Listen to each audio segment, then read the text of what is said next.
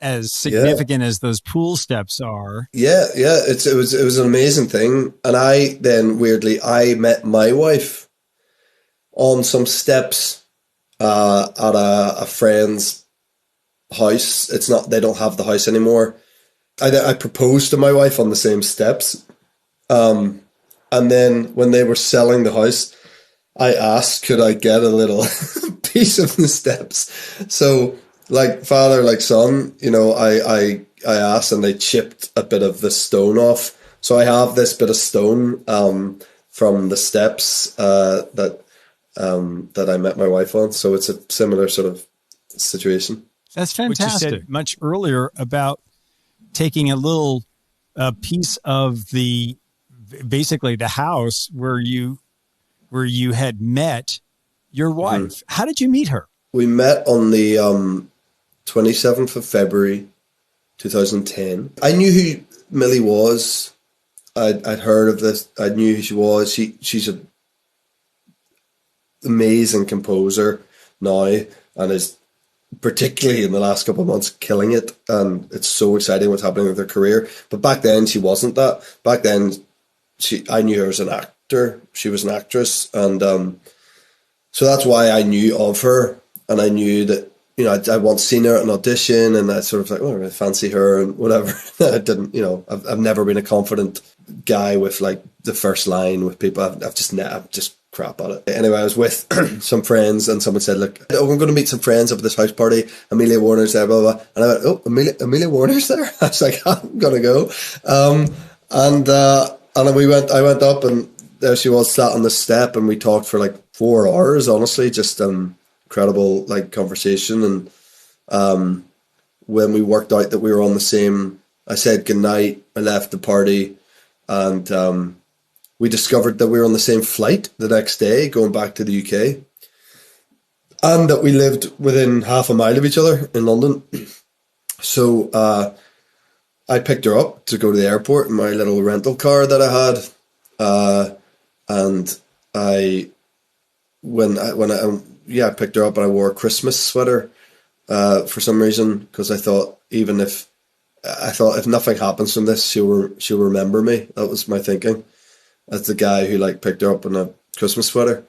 So that was it. We flew back and we went on a date, I think that night. I knew really early on that I'd marry her. I really did. I knew that night, to be honest.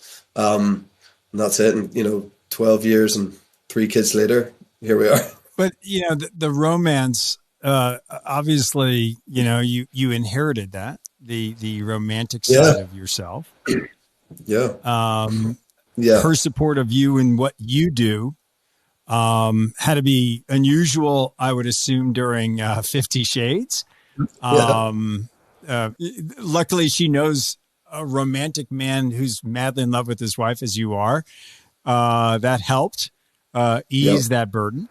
But her support of you, I think, probably allows you some latitudes on your career, too, where you could take more chances doing for you, taking, a role. Describe that for me. Yeah, I mean, it's an unbelievable feeling, but I don't know any other way to feel totally supported by your spouse.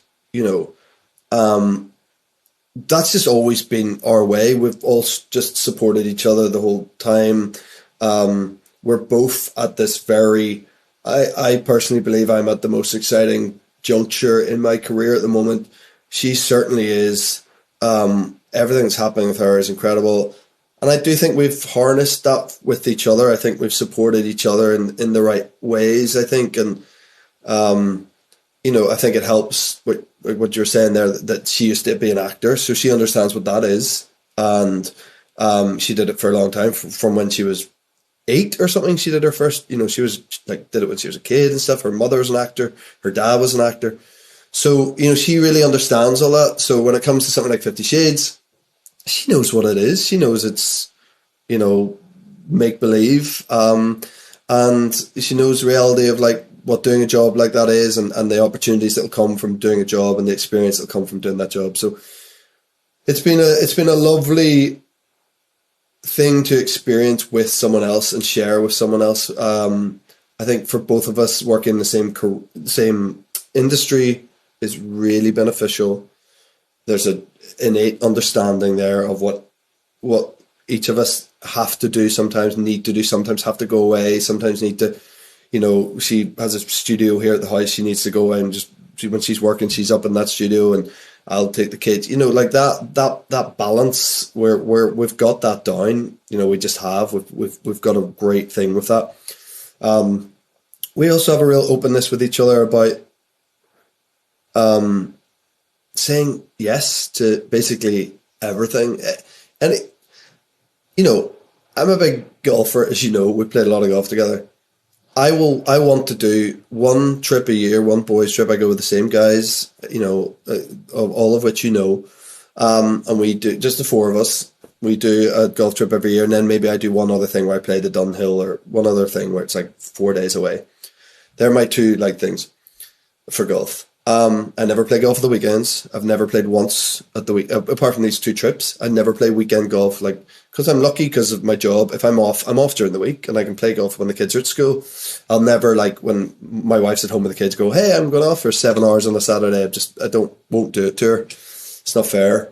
And anytime my wife says, hey, do you mind if I was thinking, I go, yes, do it. Because if that's a girl trip with the girls or something, my wife's an only child. A lot of times she wants to do stuff where she wants to do her own thing. She's an incredibly avid reader. She reads, a couple of books a week, Sometimes she just wants to go off and do something where she just has her time and space to herself. And I love that and I want to support that, So we've got a really good thing with that where and I think everyone should be like this.